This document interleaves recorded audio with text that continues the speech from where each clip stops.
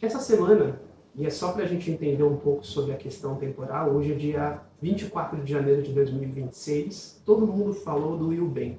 Não, eu não vou falar de mercado financeiro, eu não vou falar de bolsa de valores, mas eu vou falar de gestão de risco para a carreira. Muita gente tem falado de Banco Master, Eubank, um monte de empresa que está falindo, os números, FGC, quem vai reembolsar, quem não vai reembolsar, mas alguém parou para pensar sobre as pessoas que trabalhavam nessas empresas? Eu recebi uma lista de 1.200 pessoas que foram demitidas em um dia de manhã. Elas chegaram para trabalhar, o Banco Central liquidou o banco que elas trabalhavam, bum, acabou o emprego. Gente que tinha planos, metas, que tinha cobranças que tinham acontecido no dia anterior. E aí a pergunta que eu te faço é, e agora? Será que elas não previram? Será que elas não se prepararam? Alguns sim, outros não. Mas a pergunta que eu faço é, elas faziam gestão de risco da carreira delas? Elas pensaram sobre os riscos de trabalhar num banco digital, numa instituição financeira, numa empresa economicamente exposta? E aí eu vou mais adiante. Alguém faz esse tipo de reflexão? Bom, bora lá. Meu nome é Everton, sou recrutador há mais de 10 anos, com passagem por empresas dos mais diferentes segmentos, tamanhos. Hoje trabalho numa grande empresa multinacional de tecnologia, como recrutador com foco na área de tecnologia. Além disso, dou mentorias sobre carreira, orientação, e eu sempre gosto de falar um pouco sobre o que ninguém está falando sobre carreira. E gestão de risco da carreira é um tema importante. Se a gente parar para pensar, se a gente vai comprar um carro, a gente faz pesquisa, a gente conversa com o mecânico, a gente vê revista, a gente vê vídeo, review, vê a peça, o problema, pergunta. Se você vai comprar uma casa, você estuda o bairro, você conversa com o vizinho, você faz um monte de teste, leva um pedreiro. Se você vai contratar uma viagem, a mesma coisa. E quando as pessoas vão mudar de emprego, algumas fazem alguma pesquisa. Alguma delas se interessa um pouco mais por saber qual é o produto que essa empresa vende, para quem que ela vende muito, vende pouco, tem algum risco, vende para governo. A minoria das pessoas fazem isso. Ainda que a gente tenha ferramentas hoje como o Glassdoor, como outros canais e portais onde a gente pode buscar recomendações, referências, comentários, a grande maioria das pessoas fica na superfície. E aí quando a gente vê o caso de uma grande empresa que falha e que fecha, é um tumulto, uma comoção, meu Deus, e agora 1.200 pessoas. Mas será? Só será? Se essas pessoas tivessem feito esse trabalho prévio de deixa eu entender o risco que eu estou correndo. E isso não quer dizer que elas não iriam trabalhar para o banco em questão, tá? Mas quer dizer que elas já trabalhariam lá com um nível de consciência dos riscos muito maior. Porque o que eu fui percebendo ao longo dos últimos dias é que muita gente não tinha nem a visão de que isso podia acontecer. Ainda que outros dissessem que desde fevereiro do ano anterior já existiam sinais. Para mim, que sou um curioso e me interesso muito por dados econômicos, eu fui entender que o índice de Basileia do Eubank era horrível. Eles tinham lá um valor em caixa ínfimo quando a gente pensa num banco. Então, quer dizer, gritava risco, gritava para problemas. Gestão de risco, se a gente trouxer para esse cenário individual, pessoa física, é isso. É mensurar um pouco qual o risco que eu estou correndo indo trabalhar nessa empresa. É um risco de ruína, ou seja, se eu perder aquele emprego, eu vou quebrar. Não, é um risco que me fere, mas não corta um membro. É só um cortezinho, é só um arranhado. E aí a gente vai para um outro lado. O que eu consigo fazer do lado de cá para estar preparado se alguma coisa acontecer? Porque aí vai ter o espertão do outro lado falando assim, Everton, mas grandes riscos, grandes resultados. Tá? Mas você se preparou para isso? Porque grandes riscos, grandes resultados, a gente tem aí umas plataformas bem que a gente não confia. Bem questionáveis. Grandes riscos. Será que são grandes resultados? Então vale pensar muito bem sobre, tá, vou para essa empresa. Qual é o maior risco da empresa, do negócio da empresa, que pode me atingir? Ela quebrar? Se sim, por quê?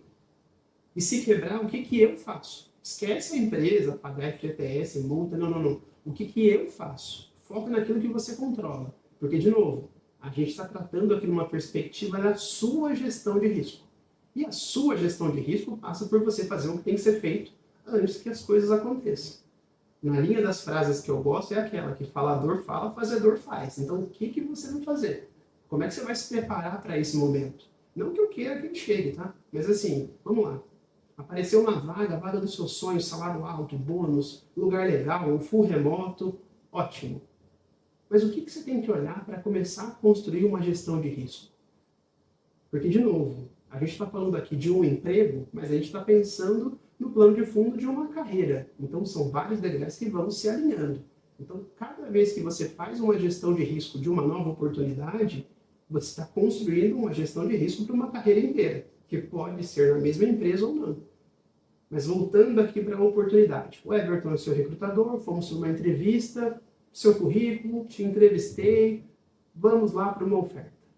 Entre te entrevistei e vamos para uma oferta, o que você deveria fazer? Glassdoor, para ver o que funcionários e ex-funcionários falam, e eu vou te dizer que sim, tem que olhar Glassdoor. Porque a grande maioria das pessoas que estão ali, elas estão falando a verdade. Tem um ou outro que vai entrar porque está chateado, mas assim, 97% dos depoimentos que estão ali são reais. Então ali você já consegue ter as evidências. Mas vamos um pouquinho mais a fundo. Qual é o produto dessa empresa? Para quem que ela vende? Porque aí a gente vai juntando as peças. Vamos imaginar uma empresa no interior do estado de São Paulo que faz um produto muito específico e que governos muito específicos ao redor do mundo compram. Qual é o risco? Alto. Porque se você tem poucos governos ou clientes que compram esse produto, que é muito específico. Você concorda comigo que a chance de talvez ter um problema que vai te atingir é muito grande? Agora vamos para um outro cenário. Você trabalha numa fábrica de carros, carro popular, muito vendido no país, num momento que está vendendo muito carro, e que essa empresa é a número 1 nas pesquisas de venda de carro e de qualidade de venda de carro, e que é o mercado que mais cresce. O risco é menor. E aí aqui ficaria muito fácil tomar uma decisão, certo? E errado. Porque na grande maioria das vezes, esse empregador que aparentemente tem mais risco oferece um salário maior. E aí? Você está pronto para tomar uma decisão por um salário menor para ter mais tempo de estabilidade? E eu não quero aqui te convencer que A ou B estão certos. Eu quero te mostrar que se você fizer a gestão de risco certa para a sua carreira, seja lá qual for a sua escolha, você minimiza a chance de um problema. Porque se você se preparar, você pode aceitar a fábrica que tem mais risco. Assim como se você não se preparar, até o emprego que oferece menos risco pode ser um problema. E quando a gente fala de gestão de risco, ela começa nesse passo anterior que é, vou olhar Glassdoor, vou olhar produto, vou olhar como é que está o mercado. Eu lembro de ter conhecido uma pessoa muitos anos atrás, professor Edmundo Pacheco, que foi um dos meus inspiradores intelectuais, que era executivo da Kodak. Acho que a gente vai ter uma fatia de pessoas aqui que nem sabe quem é a Kodak. Kodak fazia filme para um modelo de máquina, que não são essas câmeras. E quando eu falo máquina, eu falo câmera digital que você tinha que revelar. Negócio em expansão, plantas ao redor do mundo, grandes vagas de emprego. E não vou dizer que é um dia para o outro, porque nada acontece de um dia para o outro, mas num curto espaço de tempo tudo isso ruiu. Dava para prever? Dava para pensar que poderia acontecer? Eu acho que dava. E aí a gente volta para esse tema. Por que é importante eu dar esse passinho a mais? Entender mercado, entender concorrência, entender como é que está o produto em relação ao que tem de novo. Sabe assim, o concorrente está fazendo algo mais atualizado que o que essa empresa faz? Ou o que essa empresa faz é o que tem de mais moderno? Tudo isso faz parte do seu trabalho de pensar a gestão de risco. E aqui é a gestão prévia. Cheguei lá no final do dia, voltando de novo para aquilo que eu sempre falo nos meus vídeos, a gente vai se utilizar da tecnologia mais barata e antiga que existe, que é papel e caneta. Tenho aqui a empresa XPTO, comecei a anotar, produto, mercado, vendas, tecnologia, inovação, concorrência. Aí eu vou colocar notas de 1 a 10. Se está tudo ali acima de 7, é um bom indicador. Se está abaixo de 5, a gente pode ter um problema. Everton, mas e se estiver ali 6? Campo neutro. Por sua conta e risco, literalmente. Chegou lá no final, olhei para todas as notas muito boas. Vou aceitar a oferta. Se ela acontecer, ótimo. Comecei a trabalhar. Tá tudo bem? Não, não tá tudo bem. Como é que eu faço a gestão de risco da minha carreira depois que eu fui para lá? Primeiro, aquela coisa muito básica, que é gastar menos que eu ganho. Porque o que te faz chegar vivo do outro lado é ter dinheiro para te ajudar a atravessar para o outro lado. Básico isso, né? Mas posso te falar que a grande maioria das pessoas não fazem. Tem muita gente que não faz. Na minha atividade de recrutamento, eu vou dizer para vocês que ao longo dos últimos 10 anos, e eu conversei com profissionais das mais diferentes posições, grandes executivos, especialistas, gente de tecnologia, gente de muitas áreas. E quando a gente vai aprofundando um pouco sobre o que motiva aquela pessoa a procurar um novo emprego, ou por que ela está naquele movimento de fazer uma transição de carreira, a grande maioria, eu vou falar aqui que 78%, está relacionado a não ter se preparado financeiramente para um momento de transição, para um momento de crise ou para um momento de baixa. Porque as nossas carreiras, de certa forma, elas são cíclicas. Né? Vão ter alguns profissionais que vão ter uma carreira estável ou que vão estar sempre numa crescente? Vai ter. É a maioria? Não.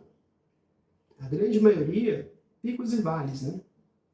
Mas a questão não é ter medo do pico ou do vale, é estar preparado. Então, se preparar financeiramente faz parte do seu plano de risco, faz parte da gestão de risco da sua carreira. Um outro ponto é, mudei de emprego, gasto menos que eu ganho, estou construindo um colchão financeiro, e como é que eu faço para ganhar mais? Porque você concorda comigo que quem é visto é lembrado, quem é lembrado é recompensado, e aí esse colchão financeiro aumenta ou a sua empregabilidade aumenta?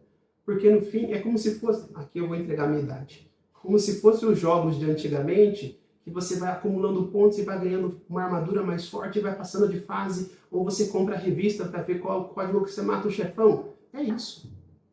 No campo profissional, se a gente traz um pouco para esse contexto, é como se a gente pensasse assim, bom, gasto menos que eu ganho, trabalho muito, agrego muito valor, sou percebido, sou promovido, ganho mais, guardo mais.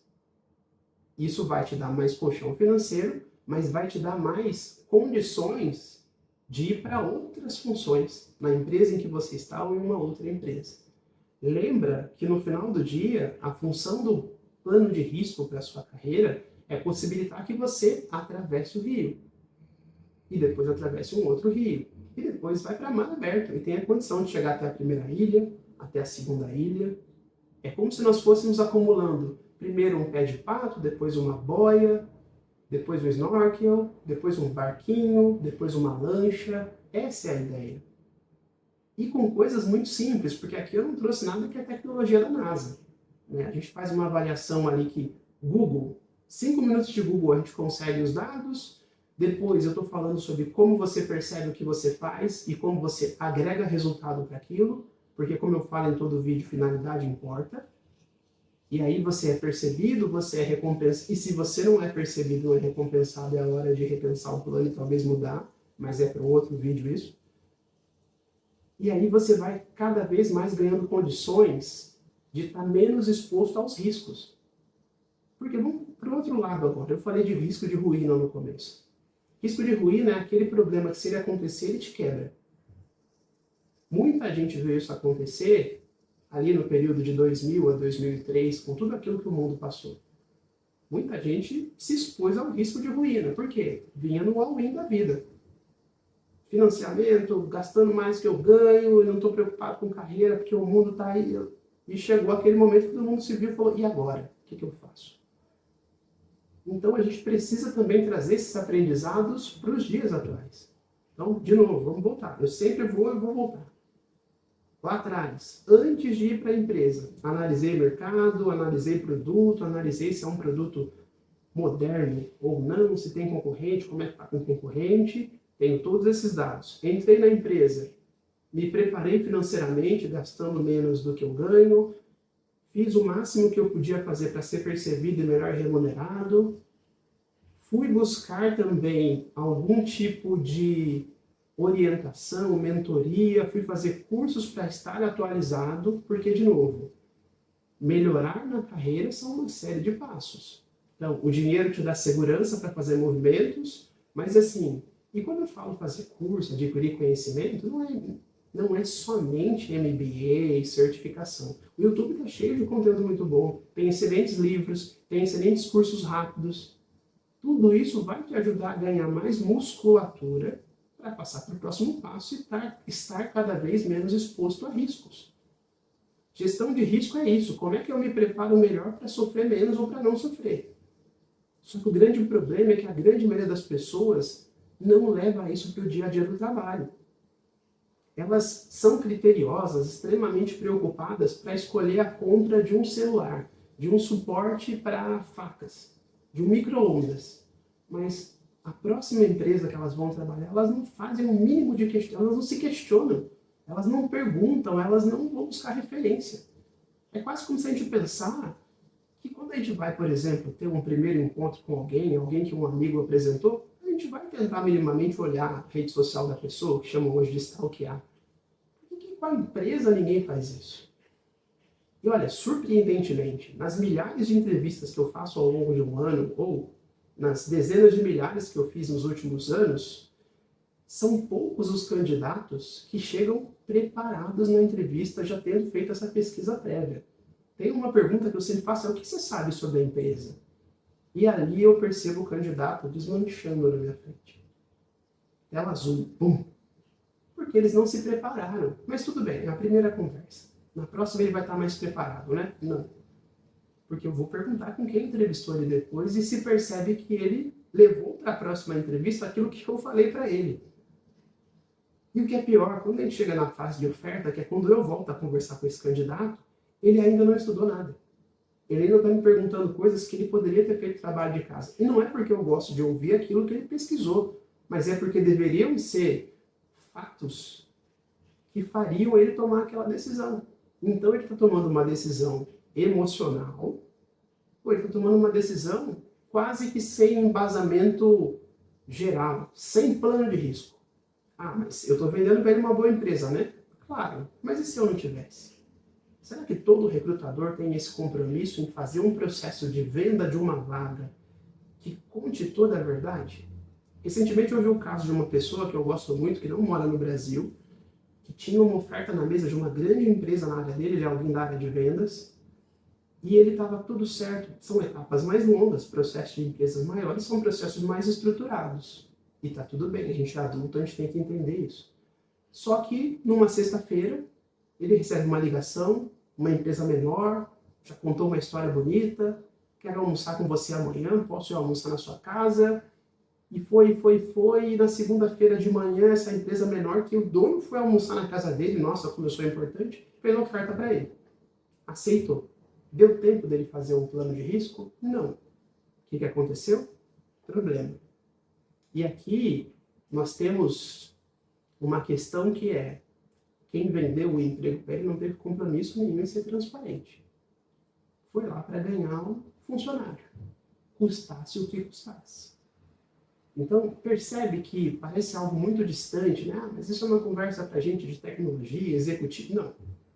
Pode ser de uma posição mais simples possível até a posição mais complexa possível. Tem alguns passinhos para serem feitos. Eu sempre volto na tal da formulinha. Né? Pô, tudo tem as minúcias, né? O que será que eu posso fazer para minimizar meus riscos, para melhorar meus resultados? Ou para diminuir a chance de eu bater com a cara na parede? Porque é ruim, né, bater com a cara na parede. Eu trabalho desde os 11 anos de idade, agora em 2026 eu faço 41 anos, e eu já bati com a cara na parede algumas vezes. E quando eu paro para pensar hoje, não com me arrependo disto ou daquilo, eu fico pensando que tinha sinais. Tinham coisas que eu podia ter feito. E isso influencia muito, inclusive, sobre como eu atuo como recrutador, como mentor, como terapeuta sobre carreira, dê o nome que você quiser dar. No fim, eu gosto de ajudar pessoas a resolver questões de trabalho. Mas lembrando, eu sou um recrutador CLT, tá? Acho importante falar isso, porque também, num outro vídeo a gente vai falar sobre a demonização da CLT, mas aqui a gente está falando sobre gestão de risco da carreira. Então, tudo isso que eu vim trazendo aqui, estar preparado, estudar a empresa, se preparar financeiramente, melhorar profissionalmente, adquirir conhecimento, faz parte de um plano de risco. Faz parte de uma gestão de risco. E aí eu fico me perguntando, daquelas 1.200 pessoas que eu mencionei do Will Bank, que aqui eu me coloco à disposição delas para bater um papo, Não sei se vai chegar nas 1.200. Mas se elas tivessem feito esse plano de risco, e eu vou dizer que algumas provavelmente fizeram, tá? Mas algumas coisas poderiam estar diferentes agora. Então vale a pena pensar que até para mudar de emprego, até para mudar de empresa, ou até mesmo de cargo dentro da mesma empresa, a gente tem que se fazer essas perguntas e tem que colocar o nosso plano de risco na mesa, tá bom? Por hoje é isso. Se você gostou, curte, compartilha, deixe seu comentário aqui embaixo. A gente vai falar muito sobre carreira, oportunidades, desenvolvimento pessoal, disciplina e temas que vão surgindo ao longo da jornada. Um abraço, até mais.